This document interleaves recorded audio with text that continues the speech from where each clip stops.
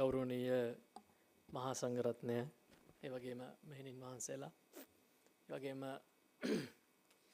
චන්ද්‍රිකා සොයිසා මැතිණිය, ඒ වගේම ජයන්ප්‍රනාන්ද් මහාචාර්යතුමා, උපකල්පතිතුමා, ප්‍රධාන සියලුම සහෝදර සහෝදරියනි, මිත්‍රවරුනි, ඒ වගේම අද දින සියලුම විද්වතුනි ඇතුළු සියලු දෙනාගේ අවසරයි.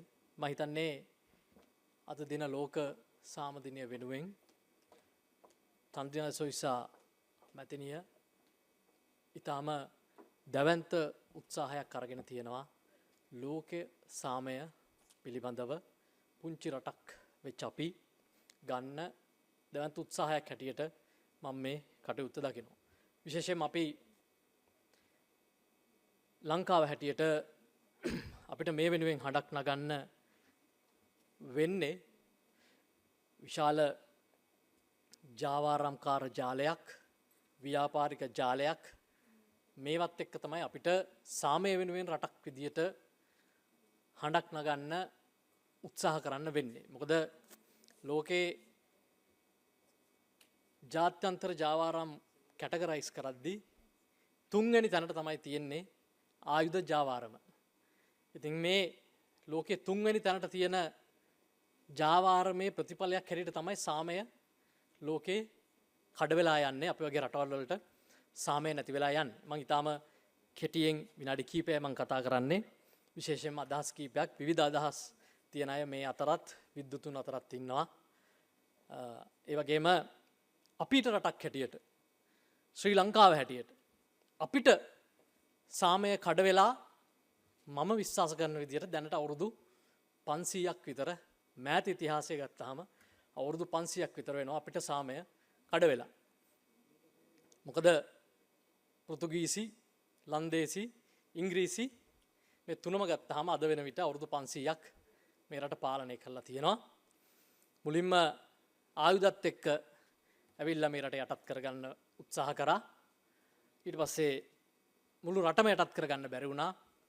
වෙරළබඩ තීරය විතරක් ඕන් යටත් කරගෙන විශාල වශයෙන් ගියේ රට යටත් කරගන්නවට වඩා තියෙන බිස්නස් එක තමයි VOC පෙරදිග වෙළඳ සමාගම. මේවත් එක්ක තමයි මේ රටවල් යටත් කර ගැනීම ලෝකෙට ඉතිහාසය තුල ආවේ. මම හිතනවා ඒකත් එක්ක අවුරුදු 500ක් විතර තිස්සේ අපි මේකත් එක්ක සටන් කරනවා. අපි ජාතියක් හැටියට බොහොම සාමයට ඊටාම කැමති ජාතියක් හැටියට තමයි අපි හඳුන්වන්නේ. මම හිතනවා ඊට පස්සේ ලෝකේ රැල්ලක් ගියා.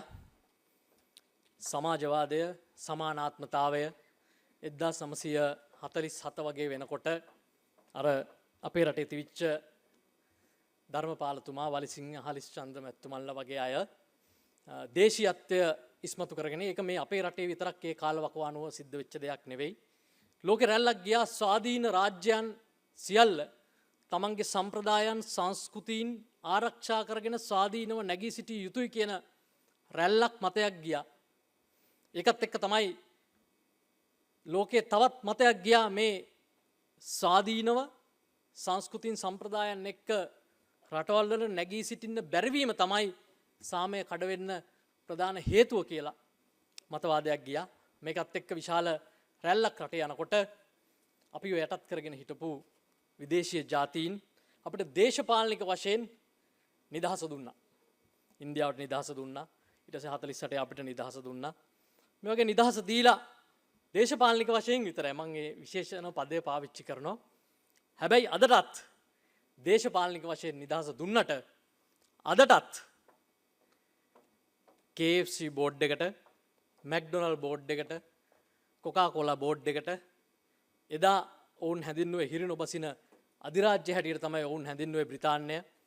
මේ සියලු රටවල් යටත් කරගත්තට පස්සේ ලෝකේ කොහේ හෝ තැනක හිරු එළිය වැටෙන ඔවුන්ට අයිති රටක් තියෙනවා කියලා දේශපාලනික වශයෙන් මේ රටවල් වලට නිදහස දීලා අදටත් මම ඔය කියපු බෝඩ් ටික බැලුවාම KFC, එතකොට Pizza Hut, McDonald's, Coca-Cola මේ බෝඩ් එකට ලෝකේ කොහේ හෝ රටක අදටත් හිරු එළිය වැටෙනවා. ඒක නිසා මේ ට්‍රෙන්ඩ් එක තමයි මේ වෙනකන් අද ලෝකේ ගලාගෙන ගියේ. හැබැයි අද ඒ ට්‍රෙන්ඩ් එක ඉවර වෙලා අලුත් ට්‍රෙන්ඩ් එකක් ලෝකේ ආරම්භ වෙන්න යනවා. ඒකයි පස්සේ පරම්පරාවල් කැටගරි කරා. X පරම්පරාව දැන් අද යන්නේ Z පරම්පරාව Gen Z කියලා මේක හඳුන්වනවා. මේක මීට අවුරුදු 10කට විතර කලින් තමයි ආවේ.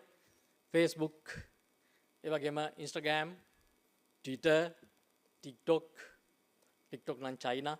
ඒක සමහරලාට මේකට වැටෙන්නේ නැහැ. නමුත් මේ සමාජ මාධ්‍ය කියන එක එනකොටම රුසියාව, ඒ වගේම චීනය වගේ රටවල් මේක අඳුරගෙන මේව ඒ රටවල් වල දාන්න දුන්නේ නැහැ. මේ ට්‍රෙන්ඩ් එක හැබැයි ඒගොල්ලෝ අඳුරගෙන ඒගොල්ලන්ට ඒගොල්ලන්ගේ රටවල් වල ප්ලැට්ෆෝම් එක පාවිච්චි කරන්න දුන්නා. ඒ රටවල් වල ඉන්න තරුණයන්ට. හැබැයි අපි මේ උගුලට දැන් අහු වෙලා ඉවරයි. මේකෙන් තමයි අද ලංකාව අරගලයක් කරා තල්ලු කරගෙන ගියා.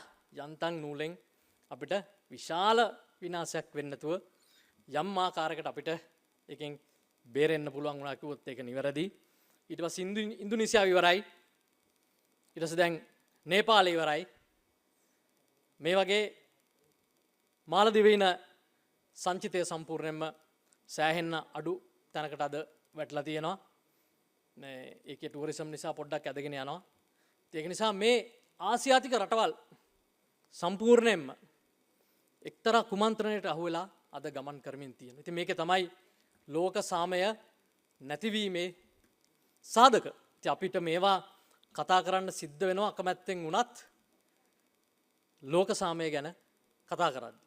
ඒ නිසා මම දීර්ඝ ලෙස කතා කරන්න බලාපොරොත්තු වෙන්නේ නැහැ. යම් සාධක ටිකක් විතරයි මම මේ ඔබතුමන්ලට පෙන්වුවේ. අපි මේවා ගැන අවබෝධයක් තියෙන්න ඕන, අවදිවීමක් තියෙන්න ඕන. මම විශ්වාස කරන්නේ අපි වගේ රටවල් වල සාමය කඩ වෙන්න හේතුව තමයි අපිට තියෙන සම්ප්‍රදායන්, සංස්කෘතීන්, අනන්‍යතාවයන් ආරක්ෂා කරගෙන සාදීනව අපිට නැගී සිටින්න ඉඩ නොදීම කියන කාරණය තුල තමයි අපිට මේ සාමය කඩවීම ඇති වෙන්නේ කියන එක තමයි මම විශ්වාස කරන්නේ. විශේෂයෙන්ම මම එක්තරා කාරණයක් කියලා මම මගේ කතාව අවසන් කරනවා. මම හිතන්නේ ඒක මේ අද වගේ සිංහල ජාතිය, ශ්‍රී ලාංකේය ජාතිය, ශ්‍රී ලංකාව හැටියට දේශීයත්වය අගය කරන අය හැටියට මේක ඉතා වැදගත් වෙයි. විශේෂයෙන්ම 1623 වගේ කාල පරිච්ඡේදයේ පෘතුගීසින් ලංකාවට ඇවිල්ලා ලංකාවේ මුහුදු බඩ යටත් කරගත්තට පස්සේ එදා මැනුවෙල් අධිරාජ්‍යයටවත් ඕන උනේ නැහැ.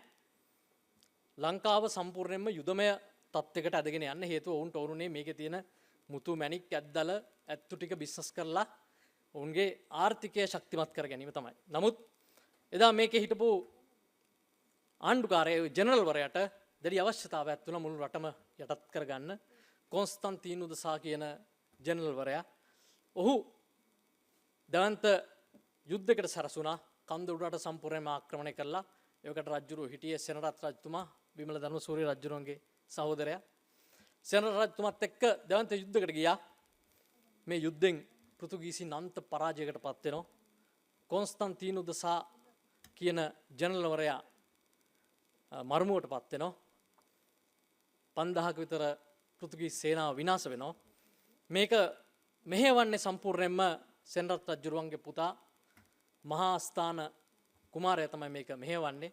මේ යුද්ධය දිනුවට පස්සේ ඔහු ප්‍රකාශයක් කරනවා. මම හිතන්නේ ඒක ඉතා වැදගත් වෙනවා රටක් විදිහට අපිට මේ සාමය ගැන කතා කරද්දී. ඔහු කියනවා ජයග්‍රහණය තමන්ගේ තාත්තට බාර දීලා ඔහු කියනවා අපි ඉතා සාමකාමී ජාතියකි. අපට යුද්ධය ආසාවක් නොවේ. නමුත් අපගේ මව්බිම, ආගම සහ ගෞරවය ආරක්ෂා කිරීම සඳහා අපි මරණයටත් පසුබට නොවෙමු. රටේ ගෞරවය විකුණාගත නොහැක. සතුරන්ට වහල් වීමකට වඩා ගෞරවයෙන් මිය යෑම ශ්‍රේෂ්ඨයි. මෙහෙම කියලා තමයි ඔහු මේ යුද්ධයේ ජයග්‍රහණය සනිටුහන් කරන්නේ. ඒක නිසා අපි හිතන්නේ සාමයට කැප වෙනවා නම් අපි වගේ පොඩි රටවල් වලට ඔවුන්ගේ සංස්කෘතින් සාරධර්ම එක්ක ආර්ථික දියුණුව ළඟා කරගන්න මේ අධිරාජ්‍යවාදී රටවල් අපිට ඉඩ දෙනවා නම් මේ හැම රටකම සාමය ස්ථාපිත වෙනවා කියන එක සඳහන් කරමින් මම නිහඬ වෙනවා. බොහොම ස්තුතියි.